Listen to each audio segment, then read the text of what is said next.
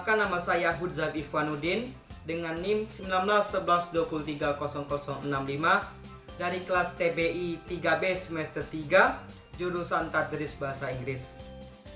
Baiklah, pada malam ini saya akan menjawab pertanyaan yang diberikan oleh Bapak Hendry Firmansyah selaku dosen mata kuliah Demokrasi Education. Ada 3 pertanyaan yang diberikan. Yang pertama yaitu, jelaskan Pancasila sebagai ideologi bangsa dan negara sebagai pedoman dasar hukum dalam bermasyarakat, berbangsa, dan bernegara. Yang kedua yaitu, jelaskan maksud dari ideologi terbuka dan ideologi tertutup. Dan yang ketiga yaitu, apa perbedaan filsafat dan ideologi. Baiklah, saya akan menjawab pertanyaan yang pertama, yaitu Pancasila merupakan jiwa seluruh rakyat Indonesia yang memberi kekuatan hidup kepada bangsa Indonesia serta membimbingnya dan mengejar kehidupan yang semakin baik demi menuju masyarakat Indonesia yang adil dan makmur. Salah satu fungsi Pancasila sebagai dasar negara sesuai dengan pembukaan Undang-Undang 1945 yang pada hakikatnya adalah sebagai sumber dari segala sumber hukum atau sumber tertib hukum. Pancasila digunakan sebagai petunjuk arah semua kegiatan atau aktivitas hidup dan kehidupan dalam segala bidang. Pancasila merupakan 5 butir ideologi dasar bagi negara kesatuan Republik Indonesia. Pancasila merupakan 5 dasar negara yang berisi pedoman atau aturan tentang tingkah laku yang penting dan baik bagi masyarakat Indonesia. Hal ini dipertegas oleh the founding father kita, Insinyur Soekarno, bahwa Pancasila merupakan isi jiwa bangsa Indonesia yang turun-temurun sekian abad lamanya terpendam bisu oleh kebudayaan barat dan penjajah. Berikut adalah fungsi Pancasila sebagai dasar negara. Yang pertama, Pancasila sebagai dasar negara kesatuan Republik Indonesia. Yang kedua, Pancasila sebagai pandangan hidup bangsa Indonesia. Yang ketiga, Pancasila sebagai kepribadian bangsa Indonesia. Yang keempat, Pancasila sebagai jiwa bangsa Indonesia. Yang kelima, Pancasila sebagai sumber dari segala sumber hukum.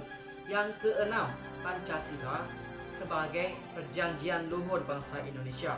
Yang ketujuh, Pancasila falsafah hidup yang mempersatukan bangsa. Yang kedelapan, Pancasila sebagai cita-cita dan tujuan bangsa Indonesia. Dan yang terakhir, yang kesembilan, Pancasila sebagai ideologi bangsa Indonesia. Baiklah, selanjutnya saya akan menjawab pertanyaan yang kedua, yaitu ideologi terbuka adalah pandangan hidup yang tidak bersifat kaku, bersifat dinamis, serta fleksibel dalam berkembang dan bertumbuh mengikuti tuntutan perkembangan zaman. Sedangkan ideologi tertutup adalah pandangan hidup yang bersifat kaku, mutlak, dan tidak dapat dirubah-rubah kembali, sehingga ajaran yang menentukan tujuan serta norma politik dan sosial tidak dapat dipersoalkan lagi. Nah, pembahasannya yaitu ideologi terbuka adalah pandangan hidup yang tidak bersifat kaku, bersifat dinamis serta fleksibel dalam berkembang dan bertumbuh mengikuti tuntutan perkembangan zaman. Ideologi ini adalah karena bersumber dari nilai-nilai yang terdapat dalam masyarakatnya, sehingga ideologi ini dapat selalu memenuhi cita-cita bangsa yang menggunakannya sesuai dengan tuntutan zaman.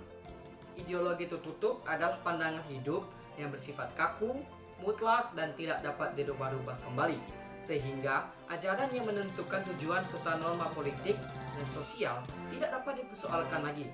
Ideologi ini pun ada bukan karena berasal dari masyarakat itu sendiri, melainkan berasal dari keinginan dan cita-cita suatu kelompok tertentu, sehingga ideologi ini sangat bersifat memaksa, keras, dan sangat mengatur berbagai bidang kehidupan rakyatnya. Baiklah, selanjutnya saya akan menjawab pertanyaan yang ketiga, yaitu filsafat dan ideologi berbeda satu sama lain dalam hal konsep dan teorinya. Filsafat mengeksplorasi kebenaran kehidupan dan ciptaan. Ini menjelaskan penyebab penciptaan dan teori-teori untuk menetapkan kebenaran tentang tentang kehidupan setelah mati. Di sisi lain, ideologi berkaitan dengan kepercayaan dan kepercayaan diri, intuisi sosial tertentu. Ini berkaitan dengan doktrin organisasi tertentu juga. Inilah perbedaan utama antara filsafat dan ideologi. Filsafat memiliki pendekatan pragmatis dalam teorinya, sedangkan ideologi adalah semua tentang kepercayaan milik kelompok orang tertentu. Perbedaan penting lainnya adalah filsafat dan ideologi adalah bahwa filsafat objektif dalam pendekatannya, sedangkan ideologi dogmatis dalam pendekatan dan kepercayaannya. Filsafat mendorong partisipasi dalam diskusi untuk memperkuat teori dan penjelasan mereka.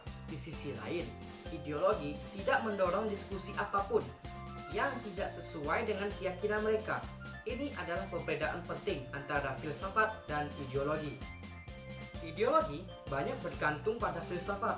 Dengan kata lain, dapat dikatakan bahwa setiap pendekatan ideologi didasarkan pada beberapa kebenaran filosofis yang mendasarinya. Di sisi lain, kebalikannya tidak benar. Filsafat tidak memiliki ideologi yang mendasarnya.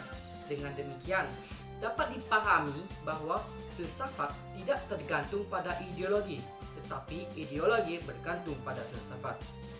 Ideologi dapat dengan mudah berdampak pada masyarakat, sedangkan filsafat tidak memiliki terlalu banyak dampak pada masyarakat. Inilah alasan mengapa ada banyak sistem filsafat. Filsafat bertujuan untuk memahami sifat alam semesta dan keberadaan secara umum. Di sisi lain, ideologi bertujuan menyebarkan kepercayaan ini, juga bertujuan untuk memaksakan kepercayaan itu pada anggota masyarakat juga. Inilah perbedaan antara filsafat dan ideologi. Baiklah, cukup sekian jawaban yang dapat saya uraikan. Apabila ada pertanyaan, silakan cantumkan di kolom komentar. Saya akhiri. Wabillahi taufiq wal hidayah. Wassalamualaikum warahmatullahi wabarakatuh.